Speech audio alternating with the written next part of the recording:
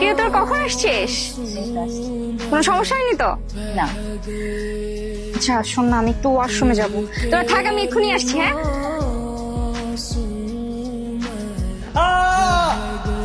Sorry sorry sorry sorry sorry,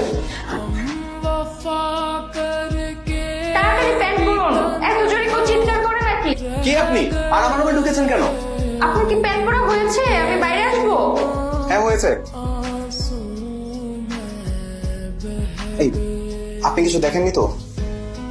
চোখ তো খোলাই ছিল, না দেখে কই যাব? সর্বনাশ। আর আপনি এত বড় একটা ছেলে হয়ে দরজা খোলা রেখে কেন ড্রেস চেঞ্জ করছেন? হ্যাঁ রাম ছাগল নাকি আপনি? এক্সকিউজ মি, কি বলেন আপনি? জি, কানে শুনতে পান নাই? তাহলে কানটা পরিষ্কার করেন। আমি কেন কান পরিষ্কার করাবো? কান পরিষ্কার না করলে কানের ডাক্তার দেখান, কারণ আপনি কম শুনতে পান। এই শোনেন না, কি হচ্ছে এসব? আপনি কাউকে কিছু বলবেন না তো? কি বলবো না? এই যে এখানে যা যা হলো আপনি যা যা দেখলেন। যদি বলে দেন তাহলে কি হবে? প্লিজ বলবেন না, আমার একদম সর্বনাশ হয়ে যাবে। ঠিক আছে বলবো না, আর নেক্সট টাইম ড্রেস চেঞ্জ করলে দরজাটা লক করে দিন।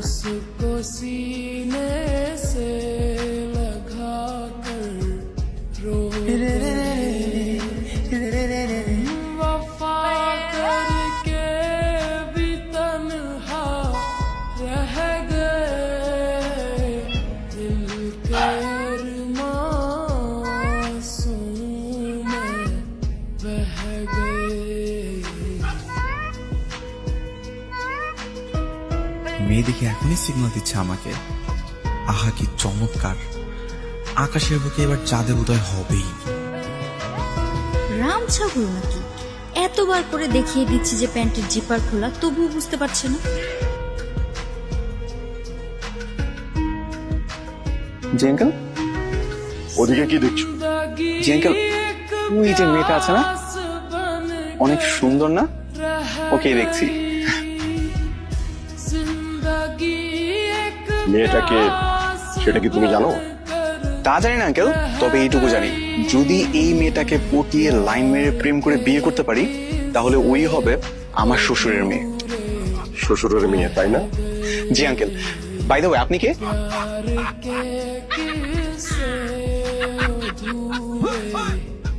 আমি কে? জি। যে শ্বশুরের মেয়ের দিকে তাকাচ্ছ, আমি সেই শ্বশুর।